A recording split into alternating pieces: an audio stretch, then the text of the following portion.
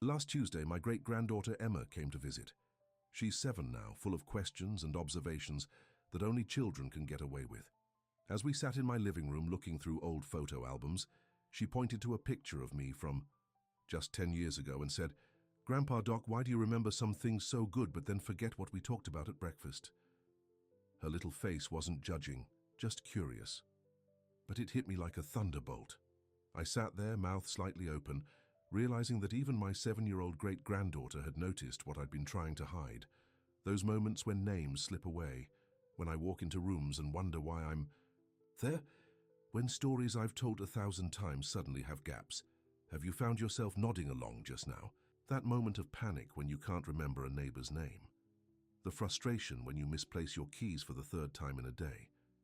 The fear in your eyes when you momentarily forget your grandchild's birthday. If so, this might be the most important message you ever hear. I'm Dr. Arthur Montgomery. I'm 91 years old and have been practicing medicine for over 60 years. I still see patients 3 days a week at our community clinic. Not because I need to, goodness knows my children keep telling me to fully retire, but because I believe my experience matters. Because I've lived through what you're living through. I've seen the changes in my own mind and body, and I've spent decades helping thousands of patients just like you navigate the challenges of aging. When I graduated from medical school in 1957, we knew almost nothing about dementia compared to what we know today. Back then, we simply called it senility and considered it an inevitable part of aging. Just getting old, we'd say. How wrong we were. Let me tell you about Margaret. She was 78 when her daughter brought her to see me. Margaret had been a college professor, brilliant with words, a published poet. But she sat in my office unable to remember what she'd had for breakfast. Worse, she'd started a kitchen fire the week before after forgetting about a pot on the stove. Her daughter was terrified. Margaret was ashamed. I could see it in her downcast eyes and trembling hands. Or James, a retired carpenter who built his own home from the ground up. At 82, he could still tell you every measurement of every room in that house. But he'd become lost driving to the grocery store he'd been visiting for 30 years. When his son suggested it might be time to give up his driver's license, James erupted in anger, then broke down crying. "Without my car, I'm nothing. I'm trapped," he told me later. And then there's Ruth, who called my office in tears because she'd forgotten her granddaughter's name, while the little girl was sitting right in front of her. "She looked at me like I was a stranger," Ruth sobbed. "My own flesh and blood. I know these stories might be difficult to hear. You might even recognize yourself in them. The embarrassment when you lose your train of thought mid-sentence. The way your children exchange that look when you repeat a story you told just yesterday. The growing fear that your mind, the very essence of who you are, is slipping away. But here's what I need you to understand right now. What's happening to your memory is not what you think it is, and it's certainly not your fault. For decades, the medical establishment has been looking in the wrong places. We've been telling you that dementia and memory loss are primarily brain problems, plaques and tangles forming in your neural pathways, gradually shutting down your ability to remember and think clearly. But groundbreaking research from the past 5 years has revealed something extraordinary. Dementia doesn't start in your brain. For most people, it starts in your mouth. That's right, your mouth. Let me explain. Your mouth contains over 700 species of bacteria. Some are beneficial, some are harmful. When the harmful bacteria multiply, which happens naturally as we age, due to changes in our saliva production and composition, they don't just stay in your mouth. They travel. These bacteria produce toxins that can slip through the bloodstream and eventually cross the blood-brain barrier. A landmark study from the University of California found that the same bacteria responsible for gum disease were present in 96% of brain samples from Alzheimer's patients. Another study from King's College London showed that people with chronic gum inflammation were 70% more likely to develop dementia compared to those with healthy gums. This isn't just correlation, it's causation. These oral bacteria trigger inflammation in the brain that directly contributes to the formation of those plaques and tangles we've been blaming for decades. Think about that. All those years worrying about genetics and brain exercises when a significant cause of your memory problems might be right there in your mouth. And the most devastating part? No one told you. Not your dentist, not your doctor, not those memory clinics with their expensive tests. Because until recently, even, we didn't fully understand this connection. Now I can almost feel your questions and maybe even your skepticism through the screen. If this is true, Dr. Montgomery, what can I do about it? Is it too late for me? The answer is both simple and powerful. There is a solution, an approach I've been using with my patients for the past 3 years with remarkable results. It's affordable, you can do it at home, and many of my patients report noticeable improvements in just 7 days. Before I share this protocol with you, I want you to understand something. This isn't a miracle cure. If you're already experiencing significant memory loss, this won't reverse all damage overnight. But what it can do is stop the progression in its tracks and, for many people, gradually restore some of what's been lost. And the best part? You don't need expensive prescriptions or complicated medical procedures. Everything you need is probably already in your bathroom or can be purchased for under $20 at any pharmacy. So what is this protocol? It's a simple 5-step approach that targets the root cause of memory decline, those harmful bacteria in your mouth, and creates an environment where your brain can begin to heal itself. Step 1. The therapeutic mouthwash formula. This is the cornerstone of the protocol, but it's not just any commercial mouthwash.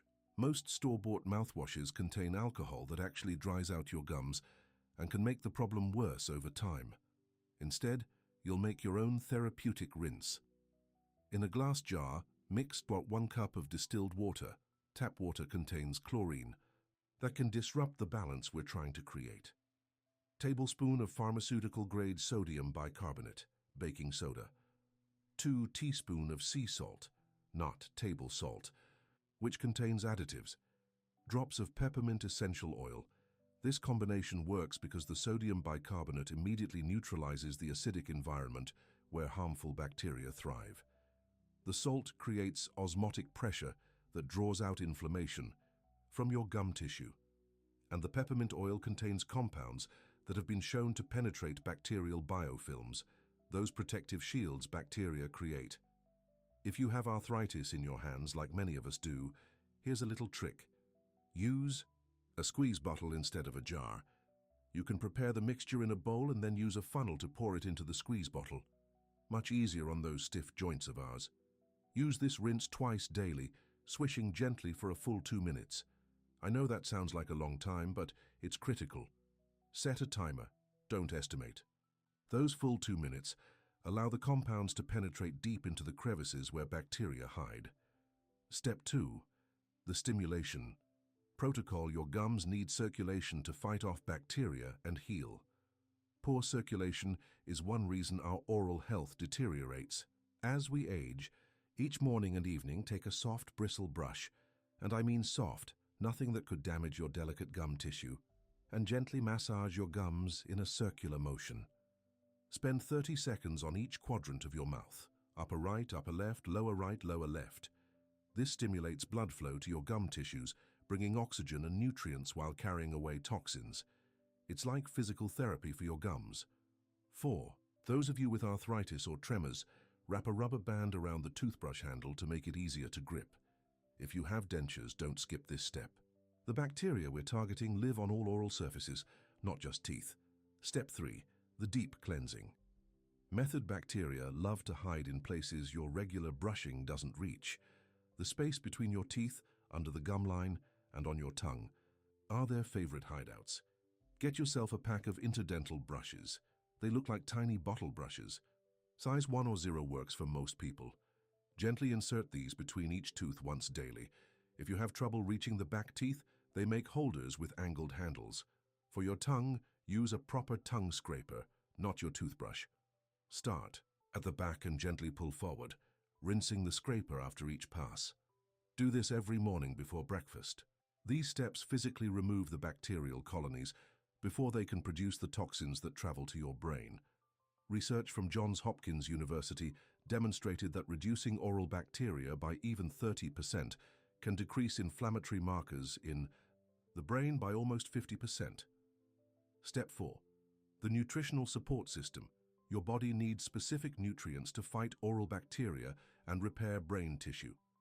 Every morning, I want you to take 1,000 milligrams of omega-3 fatty acids, fish oil or algae-based if you're vegetarian, 100 milligrams of coenzyme Q10 5000, IU of vitamin D3. These 3 supplements support both oral health and brain function. The omega-3s reduce inflammation throughout your body, including your gums and brain. CoQ10 helps your gum tissue generate energy for repair. And vitamin D is crucial for your immune system's ability to fight bacterial infections. If swallowing pills is difficult, and I know it can be, look for liquid forms of these supplements. They can be mixed into applesauce or yogurt. Step 5. The protective night routine while you sleep. Your saliva production decreases dramatically. This creates the perfect environment for bacteria to multiply unhindered for 7 to 8 hours straight. To protect yourself during this vulnerable time, mix 1 teaspoon of organic coconut oil.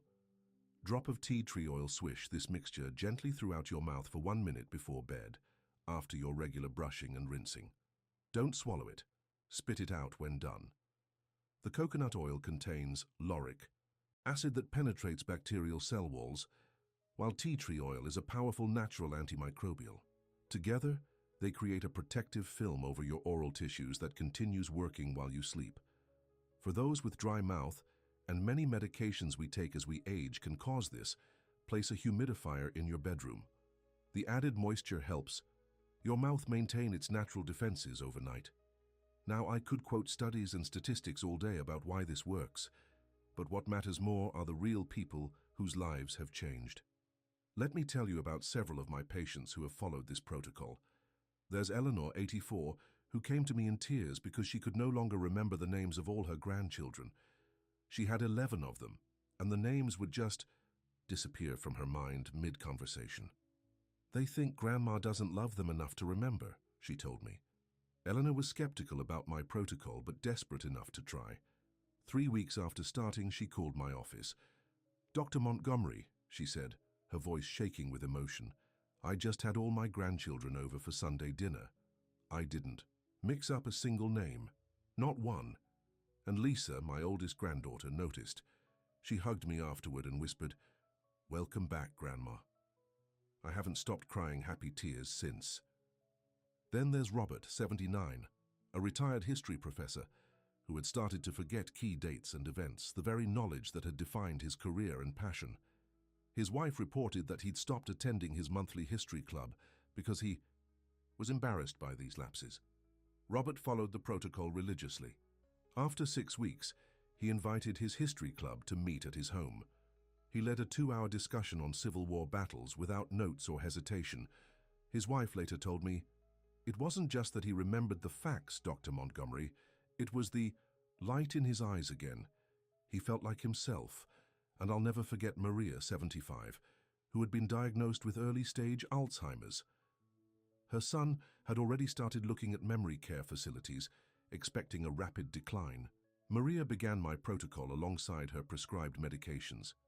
8 months later, her neurologist was so surprised by her cognitive tests that he ordered new brain scans. The progression had not just slowed, there were signs of improvement. "Whatever you're doing, keep doing it," he told her. Maria still lives independently 2 years later and enjoys weekly video calls with her family, remembering details about their lives that even her children sometimes forget. These stories matter because they could be your story too. Memory loss doesn't have to be your future. Dementia isn't inevitable. I want you to really hear me now. It's never too late to start protecting your brain. Never. I've seen improvements in patients well into their 90s. The human body has an extraordinary capacity for healing when we give it the right tools. Think about what preserving your memory means. It's not just about remembering names or where you put your glasses. It's about keeping yourself, your stories, your wisdom, the very essence of who you are. Imagine confidently participating in family conversations again without that fear of losing your train of thought. Picture your children and grandchildren noticing the change in you, seeing recognition in your eyes when they tell you something important. Memory is connection. When we lose our memories, we lose pieces of our connections to the people we love most. I'm 91 years old. I still practice medicine. I still drive my car. I still remember the birthdays of all 17 of my grandchildren and great-grandchildren. Not because I'm special or genetically blessed, but because I follow this exact protocol every single day. Will you join me? Will you commit to just 7 days of trying this approach? All I ask is 1 week. Follow the 5 steps exactly as I've outlined them. Be diligent, be thorough, and watch what happens. Your family might notice before you do, a name remembered, a story not repeated, a quicker response. But you'll feel it too. That moment when a memory comes easily, without fishing or frustration, the realization that you've gone a whole day without that fog descending. It starts in your mouth, but it changes your brain, and it can transform your remaining years from a time of decline and dependence to a period of clarity and connection. If this message has given you hope today, please share it with someone you love, another elder who might be suffering silently, too embarrassed or afraid to speak about their memory concerns. And remember, your worth has never been measured by your perfect recall or sharp memory. But you deserve to hold on to yourself for as long as possible. This simple protocol might help you do just that. Try it for 7 days. Your family will notice the difference. But more importantly, so will you. Thank you for listening to this old doctor today. From my heart to yours, it's never too late for your mind to heal.